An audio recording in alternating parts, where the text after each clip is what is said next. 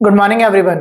एक बार फिर से आप जुड़ चुके हैं इंडियन हिस्ट्री चैनल के साथ, जिसमें हमने पढ़ना स्टार्ट किया था मध्यकालीन भारत। और मध्यकालीन भारत में हमने आपको बताया है कि किस प्रकार जो है बाबर का भारत में आना हुआ होगा। बाबर के साथ साथ देखा कि किस प्रकार बाबर का जब अंत हुआ होगा तो हुमायूं ने जो है 10 साल तक भारत में जो है किस प्रकार जो है अपना विजय का जो है पताका फहराता रहा होगा। और उसके बाद एक बार उसे फिर से हार का जो है सामना करना पड़ा होगा। और हार के बाद वो कौन किन किन देशों में गया होगा और वहां पर जाकर उसने कौन सी शादी की होगी, और उस शादी के उपरांत जो है कैसे बादशाह अकबर जो बनने वाला एक बच्चा पैदा हुआ होगा। ये कहानी हमने पीछे अपने वीडियो में पढ़ी। उसके साथ साथ कल हमने देखा कि किस प्रकार जो है अकबर जो है बैरम खां के संरक्षक की उपस्थिति में जो है एक दिल्ली का बहुत बड़ा बादशाह बना होगा। और उसने बादशाह के साथ साथ अगर देखें कि कौन कौन से युद्ध लड़े और युद्ध में उससे किस प्रकार जीत प्राप्त हुई, ये सारी बातें हमने कल के वीडियो में कर ली थी। उसके साथ हमने बताया कि अकबर ने बहुत सारी प्रथाओं का जो है अंत कराया। जैसे कि बात करी थी हमने दास प्रथा का अंत के बारे में चर्चा करी 1562। अगर हम अकबर के बारे में बात करें तो कुछ कार्य इसके रह गए थे, उन कार्यों के बारे में हम एक बार फिर से बात करेंगे। जैसे हमने सबसे पहले दास प्रथा के बारे में बात करी थी, तो दास प्रथा का अंत कराने वाले का नाम खूब पूछा जाता है कि किसने कराया किसने कराया। तो आप तुरंत बता देंगे दास प्रथा का अंत कराने वाला कौन था, आपका बादशाह अकबर था। इसके बाद उसके सन अगर आपसे पूछे तो आप बता देंगे 1562 में जो है दास प्रथा का अंत हुआ होगा। जब 1562 आपको ये याद हो जाएगा तो तुरंत ध्यान रखेंगे। ऐसे ही ना अकबर से पहले जो है और जो बादशाह थे वो तीर्थ यात्रा पर कर लगाया करते थे, तो तीर्थ यात्रा कर भी इसने जो है तीर्थ यात्रा कर बंद करा दिया, उसका भी अंत करा दिया। तो अंत इसके ठीक बात हो गया है 1563 में जाके इसका अंत कराया। अब तीर्थ यात्रा कर का अंत भी इसमें पढ़ लिया हमने, दास प्रथा का अंत भी पढ़ लिया। इसके साथ साथ और भी कर लगा करते थे जैसे कि जजिया कर। जजिया कर हमने देखा, दो हमने सुल्तानों के बारे में ऐसा पढ़ा जिन्होंने जो है सबसे ज्यादा गंभीर रूप से जजिया कर को लगाया होगा। जिसमें सबसे पहले हमने मोहम्मद बिन कासिम पढ़ा जो भारत में अरबी आक्रमण हुआ था। और उसके बाद हमने देखा कि कैसे मोहम्मद बिन तुगलक ने इसी जजिया कर में जो है जो अन्य धर्म के लोग थे उन्हें बहुत ज्यादा शर्मिंदगी महसूस कराई। जिसमें मैंने आपको बताया कि एक हाथ से जो है इन्हें अपने धर्म के जो है विरुद्ध जो है एक फाइन देना होता था, टैक्स देना होता था, और एक हाथ पर जो है जो टैक्स ले रहा हो करता था वो उनके हाथ पर थूका करता था। ये सारी बातें भी हमने पढ़ी थी। तो जजिया का ठीक इसके बाद हो जाएगा। तो पहले आपको ध्यान रखना है, पहले दास प्रथा का अंत 1562 में अंत हुआ है और तीर्थ यात्रा कर का अंत जो है 1563 में हुआ है। तो सेम इसी प्रकार अगर हम जजिया कर की बात करें तो जजिया कर आप याद कर लेंगे कि हमारे सर ने जजिया कर के बारे में बता दिया था। जजिया कर का अंत जो करा है 1564 में करा है। ये वो काम है जो बहुत ज्यादा आपसे पूछा जाता है। मैंने आपको मजहर के बारे में पीछे वीडियो में बताया था। मजहर का मतलब बताया था कि जब अकबर ने क्या करा था, सभी धर्म को बुलावा दे दिया था, जो इसने एक इबादत खाना बनाया था। तो सबसे पहले आपसे ये पूछा जाता है कि इबादत खाना कब बनाया गया। तो इबादत खाना क्या था, सभी धर्मों को जो है आकर सभी धर्मों के लोग आए और आके अपने अपने धर्मों पर चर्चा करें। क्यों? क्योंकि अकबर पढ़ा लिखा नहीं था, मैंने आपको बताया था। जब अकबर पढ़ा लिखा नहीं था तो अकबर ने देखा कि मैं बादशाह बन चुका हूं, अगर अब पढ़ाई करूंगा तो मुझे दिक्कत होगी, तो क्यों ना मैं नॉलेज इकट्ठा करूं। तो नॉलेज इकट्ठा करने के लिए सभी जितने भी विद्वान हुआ करते थे उन्हें बुलाया करता था और बुलाने के बाद उनसे जो है परामर्श लिया करता था, बहस करवाया करता था। तो सबसे पहले इबादत खाने की स्थापना कराई गई है। तो आपसे पूछे अगर इबादत खाने की स्थापना, इबादत खाना क्या था मैंने बता दिया अब आपको, इबादत खाना, ठीक है। इबादत खाने की स्थापना पूछ ले अगर आपसे, अगर स्थापना पूछे तो आप बताएंगे 1575, ठीक है, 1575 में स्थापना हुई है। और अगर आपसे ये पूछ ले कि इसमें जो है इबादत खाने में सभी धर्मों का आना कब से स्टार्ट हुआ है, ठीक है, सभी धर्मों का प्रवेश, सभी धर्मों का प्रवेश में अगर बात करूं तो पिछले वाले वीडियो में मैंने आपको बताया था कि जैन धर्म का कौन विशेष व्यक्ति था, बौद्ध धर्म का कौन था, हिंदू धर्म का कौन था, अन्य पारसी धर्म का कौन था, ये सारे नाम मैंने आपको बताए थे। अगर तब पूछ ले तो आप बताएंगे 1579 में जाकर जो है सभी को प्रवेश दे दिया कि सभी लोग इसमें जो है अपने अपने धर्म के लोग आ सकते हैं और आके इस पर चर्चा कर सकते हैं। जब अकबर ने ना 1579 में सभी धर्मों को सुनना स्टार्ट कर दिया होगा तो 3 साल में ये अपने आप में इतना निपुण हो गया था कि इसने क्या करा, अपना ही एक नया धर्म चला दिया। तो 1582 में जाके इसने एक दीन इलाही धर्म चलाया है। तो आप देखो मतलब अकॉर्डिंग बिल्कुल एक चीज से याद करेंगे, 62, 63, 64, 75 में इबादत खाने की स्थापना हुई है। इबादत खाना क्या है वो बता दिया मैंने आपको, क्यों बनाया वो बता दिया। और जब सभी धर्मों का प्रवेश हो गया 79 में जाकर, तो लगभग 3 साल बाद जाकर जो है 1582 में जाके इसने क्या करा, दीन इलाही धर्म चला दिया होगा। दीन इलाही धर्म जब चलाया तो इसे ही हमने इलाही सम्मत के नाम से भी जाना, इलाही सम्मत। तो इलाही सम्मत पूछ ले तो आप तुरंत बता देंगे कि 1582 है, और 1582 का भी मैंने कारण बता दिया। कहीं कहीं पे अगर बात करें तो ये 1582 के लास्ट में जाके स्टार्ट किया गया था, तो 1583 भी दिखा दिया जाता है। पहली बात आपको ध्यान रखेंगे। देखिए इससे पहले भी हमने एक बार लाहौर राजधानी पढ़ी थी हमने, जब हम गुलामगंज पढ़ रहे थे। एक बार इसने भी अपनी जो लाहौर राजधानी थी, अपनी जो है लाहौर मतलब राजधानी को स्थानांतरित कर दिया इसने। ठीक है, तो लाहौर राजधानी स्थानांतरित करिए, कब करिए आपसे पूछी जा सकती है, तो इलाही धर्म चलाने के बाद इसने लाहौर राजधानी स्थानांतरित की है, लाहौर राजधानी। ठीक, तो लाहौर राजधानी करी तो कब करी है, 1585 में जाके इसने स्थानांतरित कर ली होगी।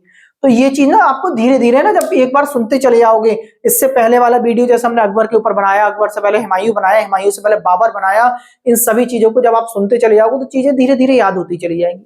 अब इसने क्या क्या बनवाया आपसे ये भी पूछा जा सकता है।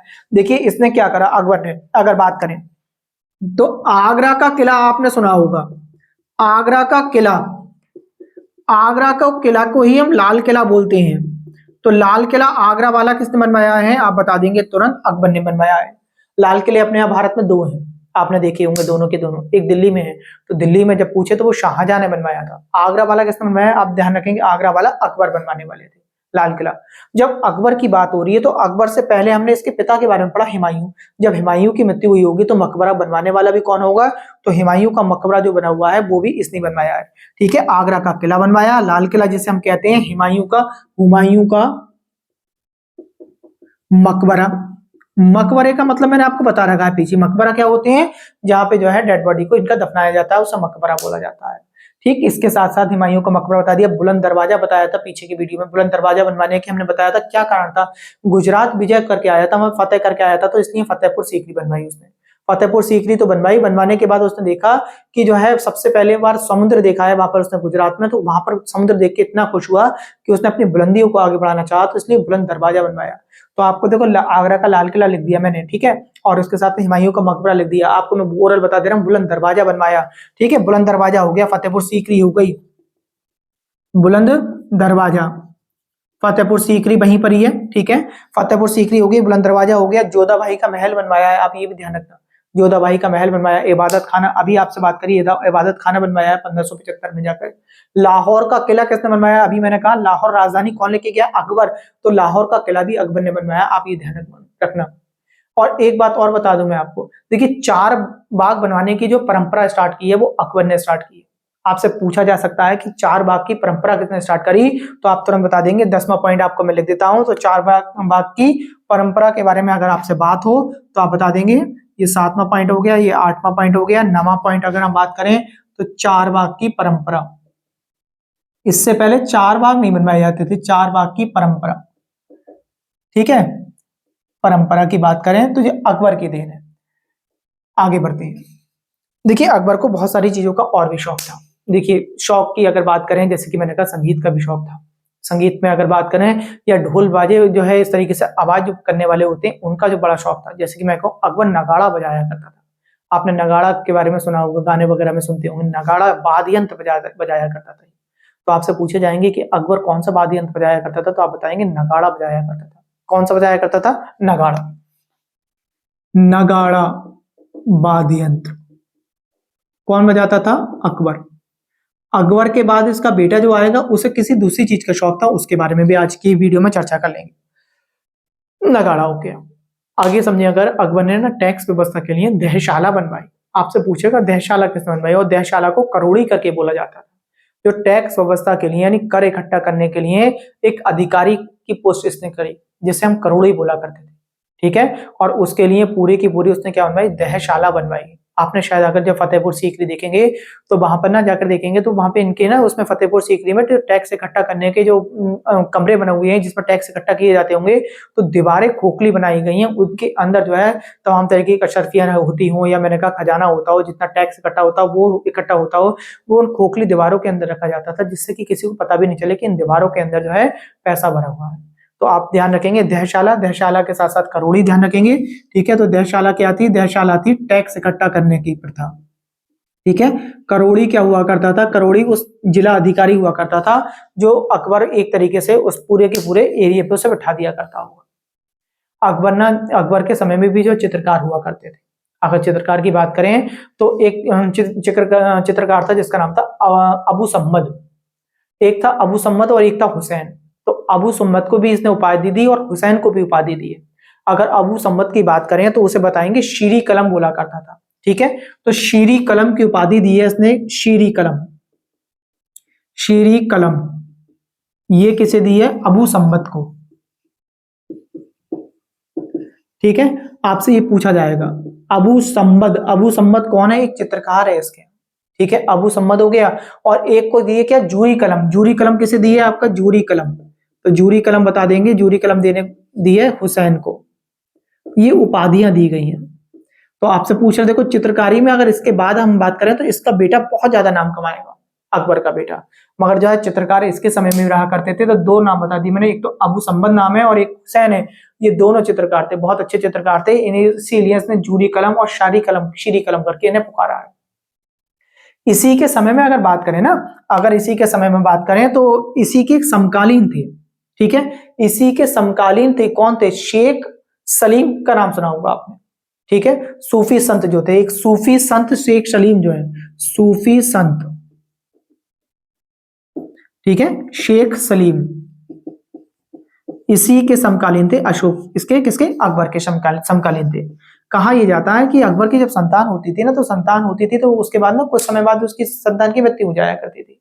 तो जब संतान की मृत्यु हो जाती होगी तो जे ना कि अकबर ने क्या करा, इनके सूफी संत जो शेख सलीम थे उनकी जो है दरगाह पर गया। उनके दरगाह पे जाकर चादर चढ़ाई और चादर चढ़ाने के बाद वहां पे जो है इसने एक मन्नत मांगी और मन्नत में कहा कि जो है अपने पुत्र के बारे में मन्नत मांगी।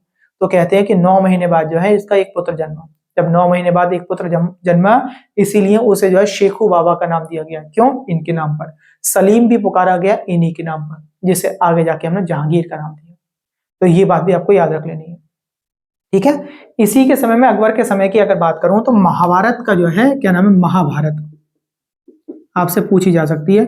महाभारत को जब इससे अकबर को जब पढ़ा होगा ना, अकबर को जो है पढ़ के सुनाई गई होगी महाभारत के बारे में, तो अकबर ने सोचा कि यार ये तो युद्ध की बहुत बड़ी दास्तान दे रखी है कि युद्ध कैसे होता है, सारी बातें बताई गई हैं।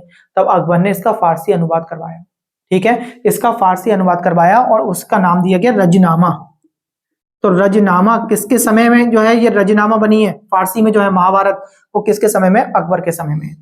और आपसे कभी कभी ये पूछा भी जाता है कि रजनामा किसने करी? फारसी ग्रंथ जो है ये रजनामा जो महाभारत है वो किसने जो है फारसी में ढाला होगा? तो दो लोग थे। वैसे किताबों में ना आप लोग पढ़ते हैं तो एक ही नाम याद करके आते हैं, बदायूनी। और बदायूं के साथ साथ नकीब खान थे। तो बदायूनी और नकीब खान दोनों ने मिलकर जो है इसका फारसी अनुवाद किया है। एक बात आपको ये ध्यान रखनी है। देखिए पीछे के लेक्चर में मैंने पंचतंत्र के बारे में आपको बताया था कि पंचतंत्र का अनुवाद किसने किया है। पंचतंत्र भी बताया कि जो है आपके मैंने हिंदू ग्रंथ के बारे में बताया, उसमें भी बहुत सारी चीजों के बारे में पीछे हमने चर्चा कर चुके हैं। तो अगर बात करें अबुल फजल ने जो है इसका जो है पंचतंत्र का जो है अनुवाद किया है। अब आगे बात करें, अब अबुल फजल का ही एक भाई भी था, सगा भाई था इसी के दरबार में, जिसका नाम था फैजी। और फैजी इसका कौन था कि इसी दरबार में जो था फैजी, वो अबुल फजल का सगा भाई है और फैजी राज कवि था। आपसे पूछा जाए कि फैजी कौन था तो फैजी के बारे में बता देंगे राज कवि था। और आपसे क्वेश्चन घुमा के कभी कभी ऐसे पूछ सकता है कि अबुल फजल का कौन सा सगा भाई था जो इनके यहाँ राज कवि था, तो आप बता देंगे अबुल फजल का सगा भाई कौन था? फैजी। और फैजी इसके अकबर के दरबार में राज कवि का कार्य करता होगा। ठीक है, सूफी संत शेख सलीम के बारे में आपने सुन लिया, जो मैंने आपको समझा दिया कि इनके दरगाह पर जाकर जो है इसने चादर चढ़ाई होगी। चादर चढ़ाने का क्या कार्य, क्या वजह थी, उस वजह को हमने पढ़ा। उसके बाद हमने ये भी देख लिया कि किस प्रकार जो है इसके यहाँ बेटा हुआ होगा और बेटे का क्या नाम पड़ा होगा। आगे की बात करें तो अकबर ने अंतिम युद्ध के बारे में हमने परसों के लेक्चर में भी चर्चा करी थी। उसमें हमने बताया था 1601 में अकबर ने अपना असीरगढ़ में जो है अंतिम अभियान चलाया और असीरगढ़ में अंतिम अभियान चलाया और 1605 में जाके इसकी मृत्यु हो गई होगी। तो अकबर की मृत्यु के बारे में आपसे पूछा जाए तो आप बता देंगे कि 1605 में अकबर की मृत्यु हो गई। 1605 में मृत्यु हो गई और मृत्यु के बाद अकबर को सिकंदरा में दफनाया गया। ये ध्यान रखना। सिकंदरा की अगर बात करें तो कहाँ है? ये भी आगरा और फतेहपुर सीकरी के पास में ही है, लगभग 30-32 किलोमीटर की डिस्टेंस पर सीकरी पड़ता है। अब सीकरी के बारे में थोड़ी सी बात की जाए। देखिए जब इसमें सीकरी में अकबर का मकबरा बनवाया गया होगा, ठीक है, तो क्या हुआ, इसके मकबरा बनवाया गया है। अगर मकबरे में आप कभी जाएं तो आप देखेंगे उसमें ऐसी दीवारें बनवाई गई हैं, खोखली दीवारें हैं उसमें कि अगर मान लीजिए कोई अंदर ना एक कोने पे खड़े होकर जो है मुंह से जो है हल्का सा दीवार के बिल्कुल पास में जाके थोड़ा सा बोल दे, तो उसकी आवाज बाहर तक दीवारों में से होते हुए बहुत तेजी से दुगनी स्पीड से जाके पहुंच जाएगी। अगर आपने बहुत हल्के बोला है तो वो डबल स्पीड में बोल जाए पहुंचने लगेगी। तो ये ऐसे इससे आइडिया लगाया सकता है कि आर्किटेक्चर भी कितने समझदार रहे होंगे उस समय। उन्हें जो है बहुत सारी पद्धतियां मालूम होंगी कि युद्ध में जो है बहुत सारी चीजें ऐसी आ सकती हैं कि अंदर का व्यक्ति बाहर तक पैगाम कैसे पहुंचाए, तो इस तरीके से भी पैगाम पहुंचाए जा सकते थे। तो अकबर की मृत्यु हो गई होगी, आपने पढ़ लिया। अकबर की मृत्यु के बाद जो है इसका बेटा, जिसका नाम मैंने आपको जहांगीर बोला, वो बादशाह बना। अब जहांगीर के बारे में पढ़ना स्टार्ट करेंगे और जहांगीर के बारे में वो स्टोरी पढ़ेंगे जो आपने अभी तक नहीं पढ़ी होगी। ठीक है, देखिए जहांगीर के बारे में पढ़ते हैं। हमने आपको बताया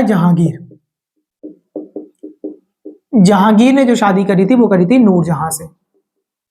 एक बात, अच्छा नूरजहां के बारे में मैं आपको थोड़ा सा समझा दूं। नूरजहां इसने अपने आप स्वयं नाम रखा था, इसका नाम नूरजहां नहीं था, ये भी ध्यान रखेंगे। स्वयं ने अपने आप नाम रखा है इसने। अब नूरजहां के बारे में बात करें तो इसके पिता जो थे अफगानिस्तानी थे इसके पिता। उनका नाम था शेर ए अफगानी। ठीक है, शेर ए अफगानी इनके पिता का नाम था, शेर ए अफगानी। और माता का नाम था मेहरुनिसा। अब ध्यान से समझेंगे, शेर ए अफगानी और मेहरुनिसा की बात कर रहे हैं हम। ठीक, आगे की बात करें, यहां हमने किसकी बात करी, जहांगीर और नूरजहां की बात कर रहे हैं। ठीक, नूरजहां इसने अपना नाम रखा था। देखिए उससे पहले की बात बता रहे हैं। हाँ देखिए समझिए क्या है, नूरजहां जो था, नूरजहां नाम तो इसका बाद में पड़ा है, नूरजहां इसने अपने आप नाम दिया है। नूरजहां से पहले इसका जो नाम था, नूरजहां का ही नाम था मेहरुनिसा, इसके माता का नाम नहीं, इसी का नाम। और मेहरुनिसा की जो शादी हुई थी वो शेर अफगानी से हुई थी, जो एक अफगानिस्तान का था।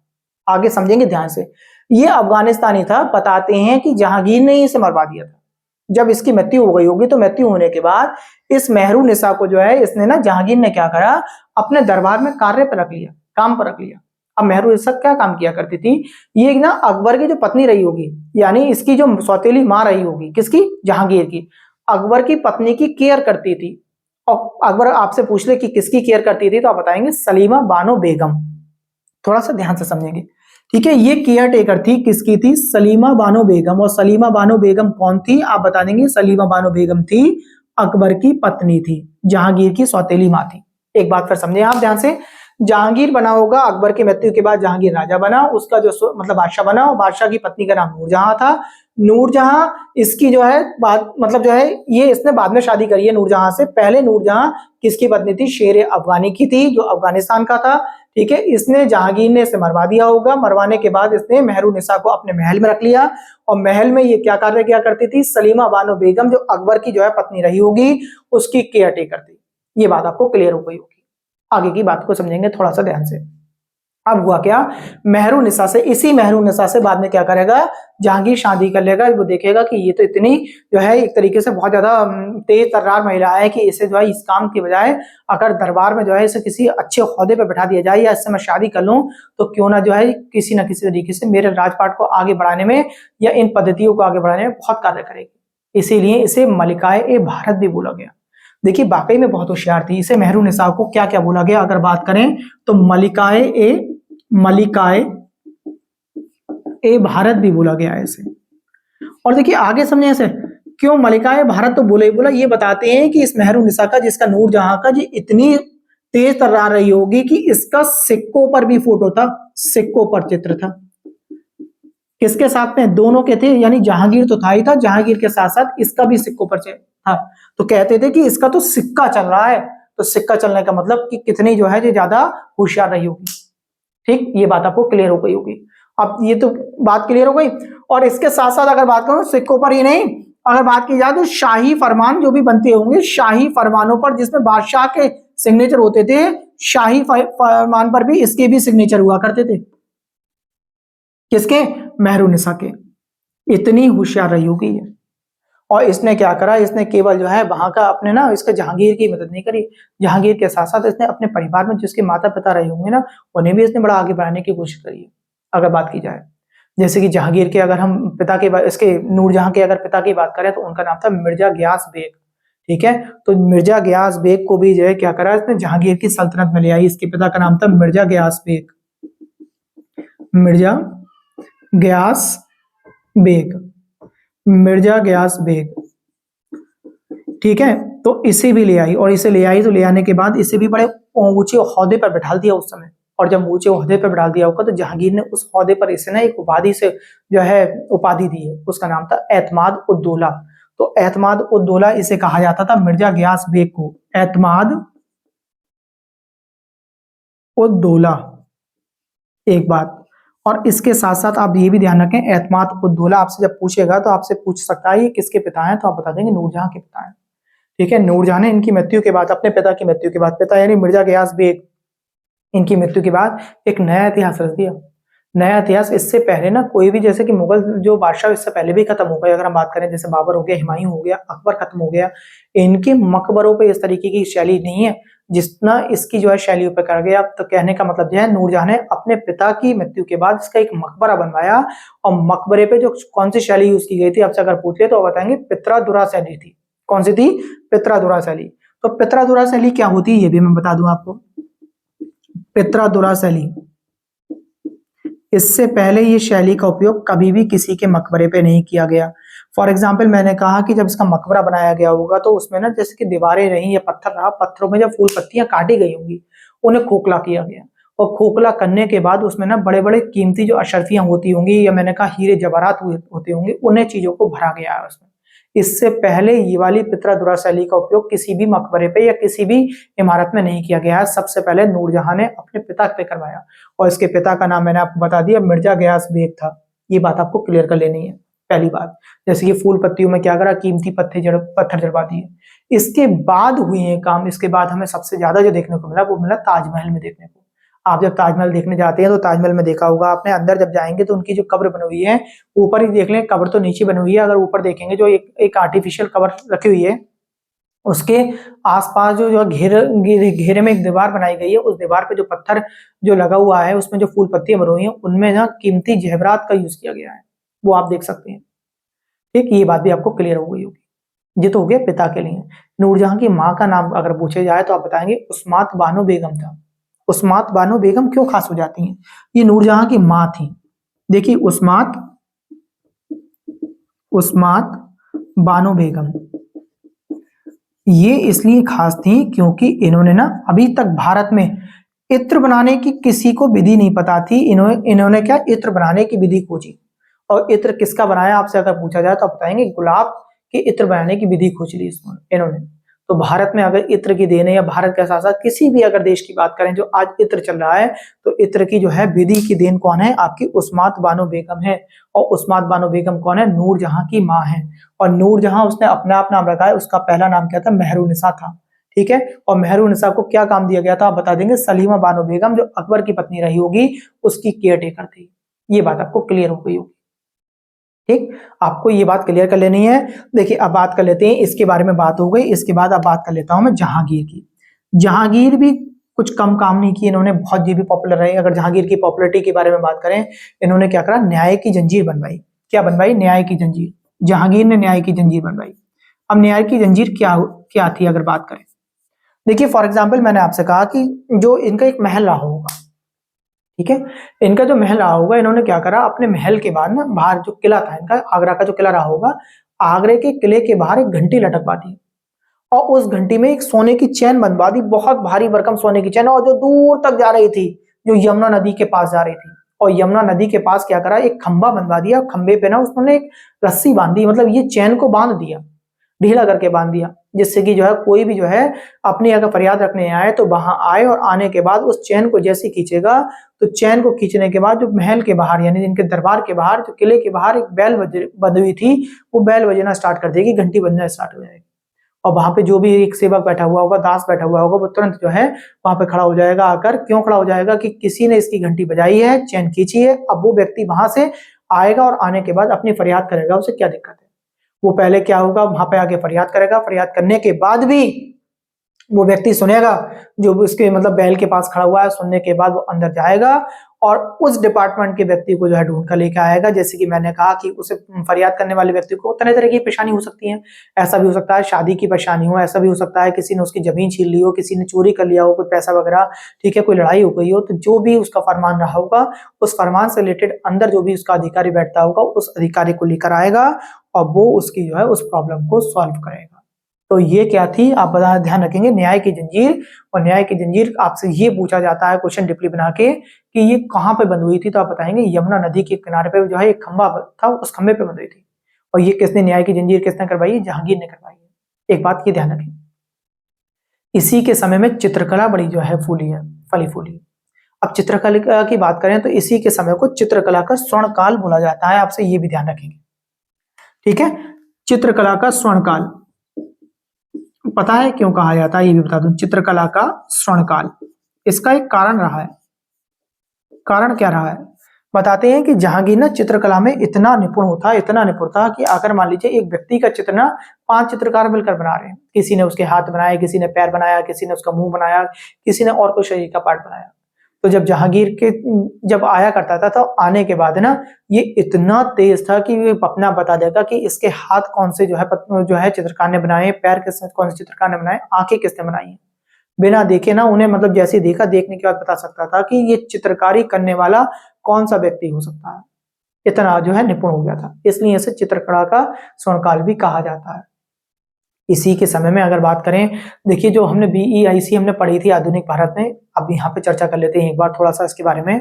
देखिए हुआ क्या था कि BEIC ने ना चर्चा करी कि जो है कि अकबर बैठे हुए थे BEIC के समय में, तो उन्होंने सोचा कि क्यों ना अकबर से हम जो है व्यापार की जो है अनुमति लेने के लिए उन्होंने कहा अकबर भी तुर्की भाषा का ज्ञानी है, क्यों ना तुर्की भाषा सीख के जो है वहां पे जाया जाए। तो आना था, क्या नाम है ना, 1605 तक में आना था, तो 1605 में नहीं आ पाए, तुर्की भाषा का ज्ञान मान लेने की वजह से 1608 में आए। इन्होंने सोचा कि अकबर बैठा हुआ होगा, बट हुआ क्या, अकबर तो 1605 में मृत्यु हो चुकी है। तो 1608 में सबसे पहले BEIC भारत में आई, विदेशी कंपनी क्या करने आई, वो यहाँ पे व्यापार की अनुमति लेने आई। वो कौन आया आपसे पूछा जाए तो आप बता दें कि कैप्टन हॉकिंस आया, ठीक, उन्होंने व्यापार की परमिशन मांगी होगी जहांगीर से, बट व्यापार की परमिशन जहांगीर ने नहीं दी।